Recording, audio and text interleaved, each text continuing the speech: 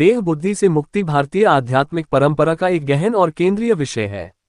देह बुद्धि का अर्थ है अपने वास्तविक स्वरूप को भूलकर स्वयं को शरीर, मन, इंद्रियों और उनके अनुभवों तक सीमित मान लेना। जब व्यक्ति यह मान लेता है कि मैं ये शरीर हूँ, मैं यह विचार हूँ, मैं ये सुख दुख हूँ, तभी बंधन की शुरुआत होती है। मुक्ति का मार्ग इसी भ्रांति के टूटने से प्रारंभ होता है। देह बुद्धि क्या है? देह बुद्धि वह पहचान है जिसमें चेतना अपने आप को शरीर मन के साथ जोड़ लेती है।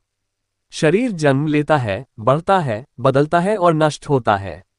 मन में विचार आते जाते हैं, भावनाएं बदलती रहती हैं, परंतु देह बुद्धि के कारण व्यक्ति इन परिवर्तनशील तत्वों को ही मैं मान लेता है। यही अहंकार का मूल है। मैं करता हूँ, मैं भोगता हूँ, मेरे साथ यह हुआ। इस पहचान से भय, लालसा, आसक्ति और दुख उत्पन्न होते हैं। बंधन कैसे बनता है? देह बुद्धि से बंधन क्रमशः बनता है। पहले शरीर के सुख दुख महत्वपूर्ण लगते हैं, फिर इंद्रिय सुखों की लालसा बढ़ती है। इच्छाएं कर्म को जन्म देती हैं और कर्म फल को, फल के प्रति आसक्ति फिर नए कर्मों को जन्म देती है।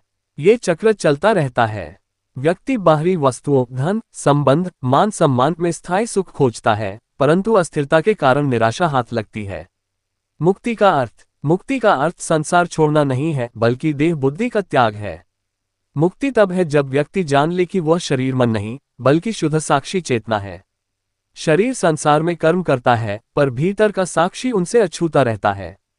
यही जीवन मुक्ति है, जीते जी मुक्त होना। साक्षी भाव, पहला चरण। देह बुद्धि से मुक्ति का प्रथम और सबसे महत्वपूर्ण चरण है साक्षी भाव। साक्षी भाव का अर्थ है जो कुछ भी घट रहा है उसे बिना जुड़ाव के देखना। शरीर में पीड़ा हो, मन में विचार उठे, भावनाएं आए, सबको देखने वाला एक साक्षी है। जब व्यक्ति देखता है कि विचार आ रहा है, क्रोध उठ रहा है, तो वह विचार या क्रोध नहीं रहता, वह उनका साक्षी बन जाता है। यही दूरी देह बुद्धि को ढीला करती है। विवेक, अस्थिर और स्थिर का भेद। विवेक का अर्थ है नित्य स्थिर और अनित्य अस्थिर का भेद जानना। शरीर, मन, संसार सब अनित्य हैं। जो बदलता है वो सत्य नहीं हो सकता, जो नहीं बदलता वही सत्य है। इस विवेक से यह स्पष्ट होता है कि मैं वह हूं जो इन सबको देख रहा है।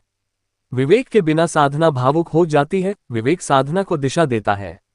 वैराग्य, त्याग नहीं, आसक्ति त्याग। वैराग्य का अर्थ वस्तुओं का त्याग नहीं, बल्कि उनसे बंधी आसक्ति का क्षय है। देह बुद्धि में रहते हुए व्यक्ति वस्तुओं को मेरे सुख का कारण मानता है। वैराग्य में ये भ्रम टूटता है। तब वस्तुएं आती जाती रहती हैं, पर भीतर स्वतंत्रता बनी रहती है। ये स्वतंत्रता देह बुद्धि से मुक्ति की भूमि तैयार करती है। ध्यान और आत्मा अनुसंधान। ध्यान मन को शांत करने का साधन है, पर उससे भी गहरा है आत्मा अनुसंधान, मैं कौन हूं। इस प्रश्न को बौद्धिक नहीं, अनुभवात्मक ढंग से जांचना होता है।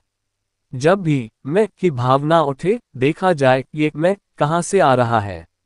क्या ये शरीर है? क्या ये विचार है? धीरे धीरे स्पष्ट होता है कि मैं एक विचार नहीं, बल्कि विचारों को जानने वाली चेतना है। ज्ञान, प्रत्यक्ष बोध। ज्ञान पुस्तकीय नहीं, प्रत्यक्ष बोध है। जब ये बोध स्थिर हो जाता है कि मैं शुद्ध चेतना हूं, तब देह बुद्धि स्वतः गिरने लगती है। तब कर्म होते हैं, पर कर्तापन नहीं रहता। सुख दुख आते हैं, पर भीतर स्पर्श नहीं कर पाते। यही ज्ञान मुक्ति का द्वार है। दैनिक जीवन में अभ्यास। देह बुद्धि से मुक्ति कोई एक दिन की घटना नहीं, ये निरंतर जागरूकता का फल है। दैनिक जीवन में क्रिया करते समय देखें, शरीर कर रहा है, मैं देख रहा हूं। भावना उठे तो देखें, भावना है, पर मैं भावना नहीं हूं। सफलता असफलता में देखें, घटना बदल रही है, मैं नहीं। निष्कर्ष, देह बुद्धि से मुक्ति का मार्ग भीतर की यात्रा है। यह मार्ग किसी बाहरी उपलब्धि से नहीं, बल्कि पहचान के परिवर्तन से पूर्ण होता है।